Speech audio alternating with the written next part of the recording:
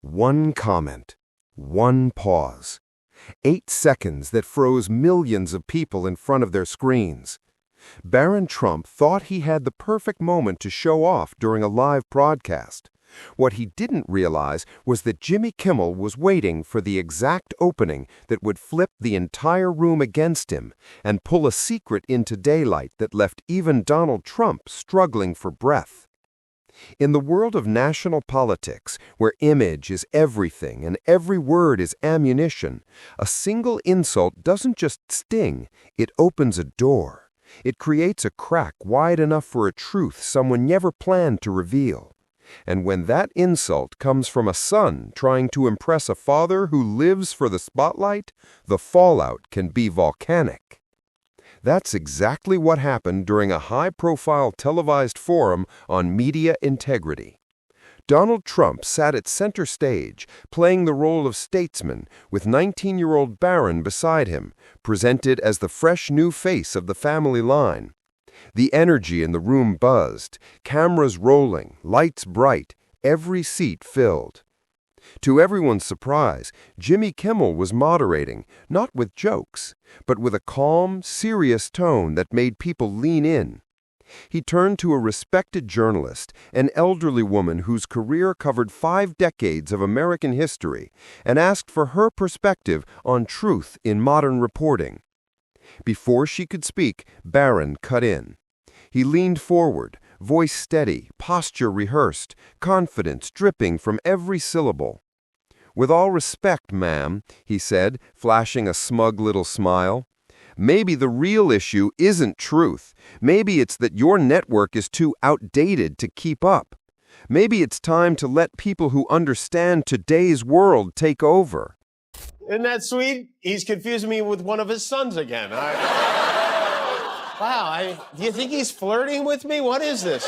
When I die, I would like that to be the clip they play at the Emmys in memoriam montage. He even worked my wife in there. Should I be worried that Trump has mentioned my wife more times at his rallies this year than his own? The audience didn't gasp. They exhaled all at once. It was a cold, dismissive dig. Ageist, arrogant, straight out of his father's playbook. Donald Trump let out a laugh and clapped Barron on the shoulder, grinning like he'd just watched his son hit a home run. But Jimmy Kimmel didn't smile. He didn't move. He just watched them both, the way someone watches a fire spreading exactly where they knew it would. Then he lifted his mic. "Hold on," he said quietly. The room went silent. Kimmel looked at Barron first. "You decided that your first moment on a national stage should be used to insult a woman who's earned more honor in her lifetime than you've been alive." Trump's grin faded instantly. Kimmel continued, but now his tone shifted. He wasn't just correcting a teenager, he was aiming at the man beside him. "You mentioned passing the torch, legacy, truth, family." He turned his full attention to Donald Trump, and the air changed. What followed was 8 seconds that felt like an eternity. The camera zoomed in. Trump stiffened. The audience didn't even breathe. "You taught him how to live in your shadow, but you never told him the truth about the shadow itself." Trump blinked hard, confused and furious at once.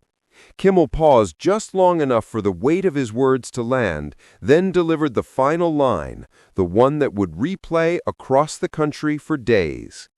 And in that single moment, Donald Trump gasped. Slimy newscom, right? Oh, man, he can't even come up with a decent nickname anymore. It's so sad. You know, it's been interesting to watch Newsom because while he's making fun of Trump, he's also been reaching across the aisle, inviting Republicans and whatnot on his podcast, including most recently one of the president's biggest and most fanatical